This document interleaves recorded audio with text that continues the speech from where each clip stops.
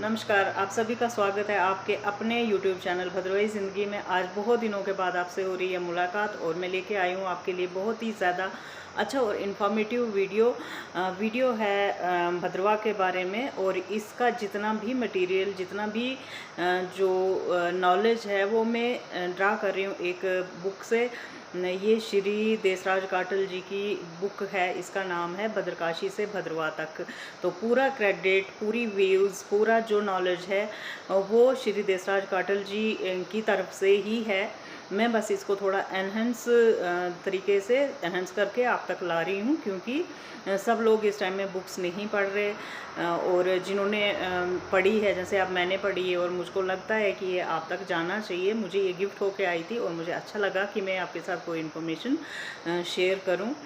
तो धन्यवाद श्री देसराज काटल जी, आपका जो अमृत की तरह आपने लिखा है, जितना आपने भद्रवाह के बारे में लिखा, इतनी पुरानी नॉलेज आपके पास थी जो कि बांटी जानी चाहिए सब में।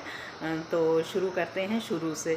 तो शुरू ये है कि भद्रवाह जो है एक बहुत ही रमणीक वादी है जो जम्मू से 208 किलोमीटर ऐसी दूरी पर है, जो बेहद सुंदर है और हिमालयाज़ के पैरों में है, पैर में बसी हुई है। हिमालयन घाटी है ये भी, और ये बहुत खूबसूरत जगह है।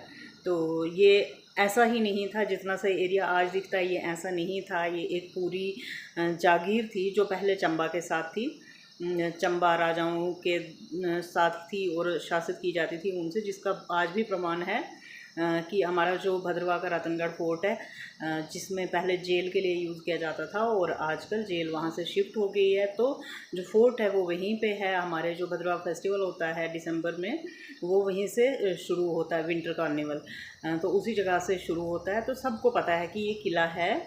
तो वो जो किला था वो चंबा राजाओं के टाइम पे बना हुआ था, बनाया वो इधर के ही जागीरदार ने था।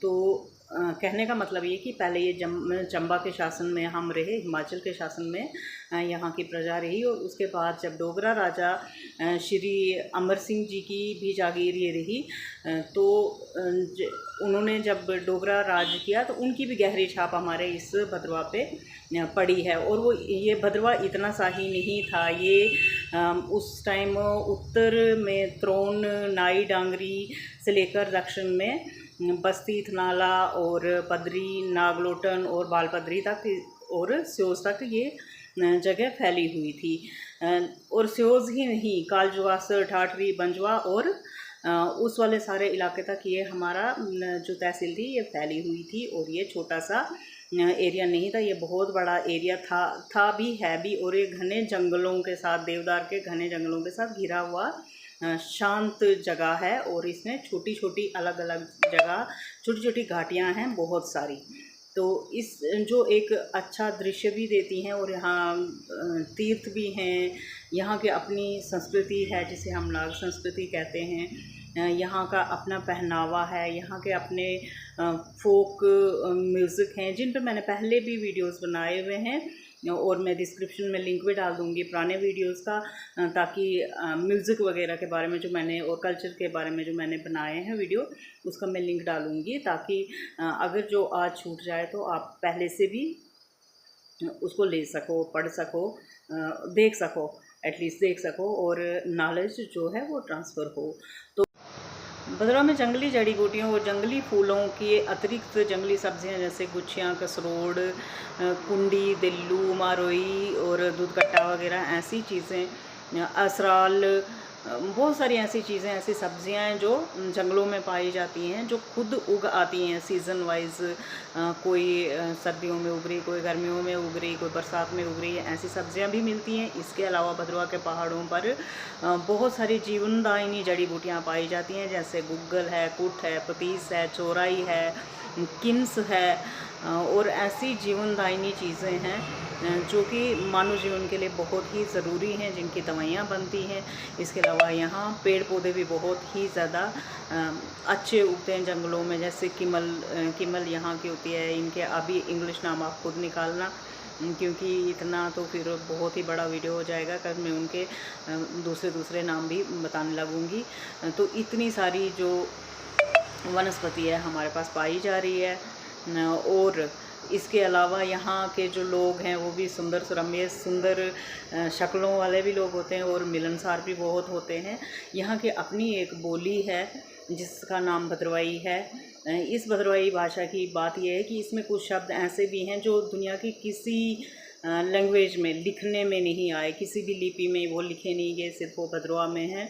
और शायद अब थोड़ा साहित्य जो है डेवलप हो चुका है तो उसमें लिखने की कोशिश हो रही है, लेकिन ऐसे शब्द हैं जो किसी लिपि में नहीं आए। थोड़ी सी संस्कृत के बेस है भद्रवाही, लेकिन ये अलग है, ये सबसे अलग है। यहाँ के रिवाज, यहाँ का जो कल्चर है वो बहुत अलग है। और इसके अलावा इस भाषा में कुछ ऐसे ग्रंथ भी लिखे गए हैं, जैसे कि पंडित गौरी शंकर शास्त्री जी ने श्रीमद् भागवत गीता का पूरा छंदोबद्ध अनुवाद भद्रवाही में किया हुआ है।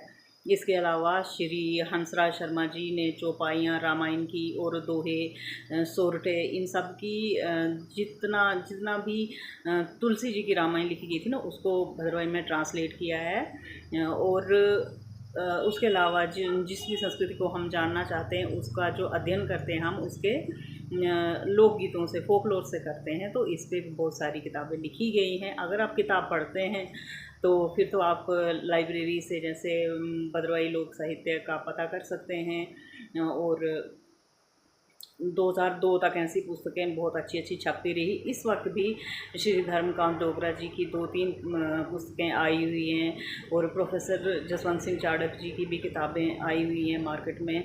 आप मार्केट में नहीं भी आई होंगी, अगर लाइब्रेरी में ही होंगी तब भी आप उनको पढ़ के अध्ययन कर सकते हैं। इसके अलावा जो ये हमारी देवभूमि है भद्रवा, इसके यहाँ पे घूमने के लिए भी बहुत सारी जगहें हैं जो कि पुराने टाइम में ऐतिहासिक रूप से और दूसरे इस तरीके से दूसरे ऐसी जगहों पे सिचुएटेड थी जिन्हें आज हम सिर्फ घूमने के लिए जा रहे हैं। उनका आगे आगे हम वर्णन करेंगे कि उसका इतिहास भी कितना पुराना है।